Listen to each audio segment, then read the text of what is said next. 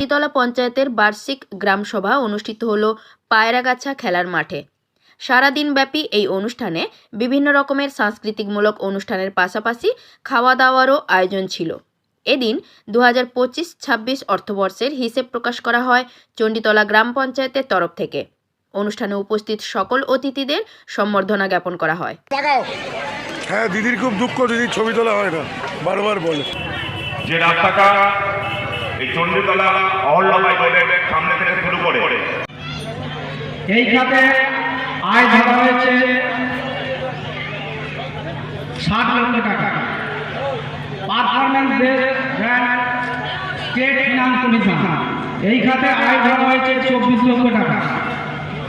Mission Nirmal Bangla অথবা স্বচ্ছ Bharat mission এই খাতে আয় ধরা হয়েছে 10 লক্ষ টাকা। এই খাতে আয় ধরা হয়েছে 10 লক্ষ টাকা।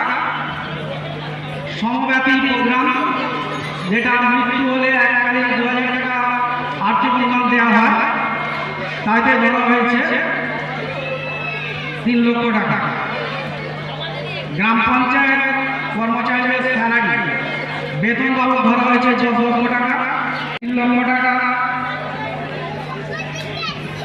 বিল্ডিং প্ল্যান অ্যাপ্রুভাল বাবদ ধরা হয়েছে 4 লক্ষ টাকা। আর্নেস্ট মানি ডিপোজিট বাবদ ধরা হয়েছে 2 লক্ষ টাকা। এই প্রকল্পের উপস্থাপনা করেছিলেন কৃষ্ণনগর থেকে। এই প্রকল্পের জন্য যে সমস্ত খরচের হিসেব প্রকাশ করা হয় সে বিষয়ে কি বার্তা থাকবে? না, আজকে আমাদের চণ্ডীতলা গ্রাম পঞ্চায়েতের পক্ষ থেকে পঞ্চায়েতি রাজের যে নিবন্ধকৃত যে নিয়ম, সেই নিয়মের মধ্য থেকে আজকে আমাদের বার্ষিক গ্রামসভা। এই গ্রামসভায় প্রত্যেকটা সদস্যা সহ চণ্ডীতলা গ্রাম পঞ্চায়েতের সদস্য সহ আমাদের হুগলি জেলা পরিষদের মেন্টর সুবীর মুখার্জি এবং আমাদের পঞ্চায়েত সমিতির কর্মাধ্যক্ষ সহ সভাপতি সকলে উপস্থিত এসেছিলেন এবং ডানকুনি মিউনিসিপ্যালিটির চেয়ারম্যান এবং দুজনেই আমাদের পৌরপিতা ও পৌরমাতা দুজনেই এসেছিলেন।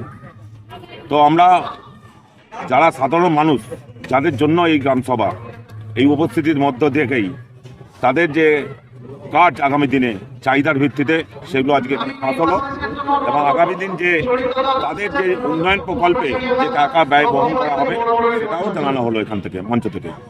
আমাদের এক্সিকিউটিভ অ্যাসিস্ট্যান্ট তিনি এখানে পঞ্চায়েতের মূল যে কার্যনিবন্ধিত সেগুলো পাঠ করলেন এবং ভবিষ্যতে অর্থাৎ আগামী ফিনান্সে আমরা সেই কাজ রূপায়িত করব। আপনার নাম, পঞ্চায়েত নাম এবং আপনার ডেজিগনেশন? আমি চণ্ডীতলা গ্রাম পঞ্চায়েত উপপ্রধান লক্ষণ ভৌমিক, আর আমাদের কর্মাধ্যক্ষ পঞ্চায়েত সমিতির অনাথ ঘোষ আছে এখানে। সকলে নিয়েই এবং আমাদের সকল সদস্যা আমাদের যেমন বিকাশ বড়াল, এরা সত্যিই খুব ভালো, মানুষের জন্য মানুষের পাশে সবসময় থাকে। শুনুন, প্রথমে বলি, বিরোধীরা তো বলবে কাজ হচ্ছে না, কাজ কোথায় দেখতে পাচ্ছি না, সামনে ভোট। আমরা কোনো ভোটে এলেই কাজ করি তা না, আমরা সারা বছর মানুষের কাজ করি। ভোট এসছে বলে কাজ করতে হবে এর কোনো মানে নেই। মানুষের সারা বছর কাজ করি, এই জন্যই মানুষ আমাদের সঙ্গে।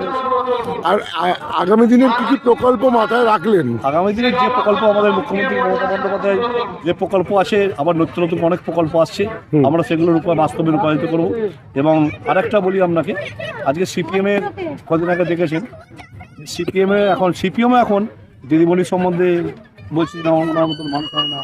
উনি একজন এই জায়গা থেকে উঠে আসা মুখ্যমন্ত্রী হয়েছেন, এই জায়গা থেকে দল নিজে করে থেকে নিশ্চয়ই শতরূপ নিজেকে স্বীকার করতে হয়েছে। নিজেও বলেছেন যে এই ধরনের একটা ব্যক্তি সারা ভারতবর্ষের বুকে যে নিজে দল প্রতিষ্ঠিত করে যে নিজে একজন মুখ্যমন্ত্রী হতে পারে, সেটা একমাত্র নজির। সেটা দেখুন, বিরোধীরা বলছে কখনো খারাপ কখনো ভালো, কিন্তু অকপটে তাদের স্বীকার কিছু কিছু সময় করতে হচ্ছে যে না, মমতা বন্দ্যোপাধ্যায় কাজ করেছে, মমতা বন্দ্যোপাধ্যায় কাজ করবে। এবং মমতা বন্দ্যোপাধ্যায় আছে বলেই পশ্চিমবাংলা এত শান্ত, এত কাজ, এত উন্নয়ন, কোনো দাঙ্গা নেই, কোনো অশান্তি নেই, কোনো ঝামেলা নেই।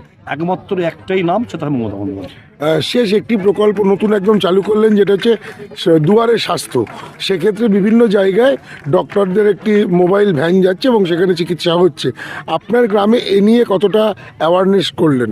শুনুন, মমতা বন্দ্যোপাধ্যায় এখনো পর্যন্ত যা প্রকল্প দিয়েছে এবং যা যা কাজ করেছেন, তারা আবার একটা নজির করলো এই প্রকল্প নিয়েছে।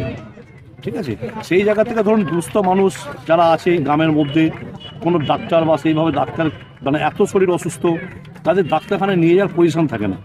এর জন্য মমতা বন্দ্যোপাধ্যায় ভাবলো যে দুয়ারে চিকিৎসা পৌঁছে দেওয়ার জন্য এই সেই গাড়ি, এবং সেই গাড়ি যে জায়গায় যে হ্যান্ডিক্যাপ আছে, উঠতে পারে না, বাড়ির মধ্যে শুয়ে আছে, সেই জায়গায় যাবে এই গাড়ি। সেখানে গিয়ে তাকে ডাক্তাররা নিজেরা যাবে, এবং শুধু গাড়ির মধ্যে দেখবেন একটা ছোটোখাটো হসপিটাল করা রয়েছে গাড়ির মধ্যে। ইসিজি থেকে, এক্সরে থেকে আরম্ভ করে, ব্লাড থেকে আরম্ভ করে সবটাই হবে। এটা মমতা বন্দ্যোপাধ্যায় ভেবেছেন।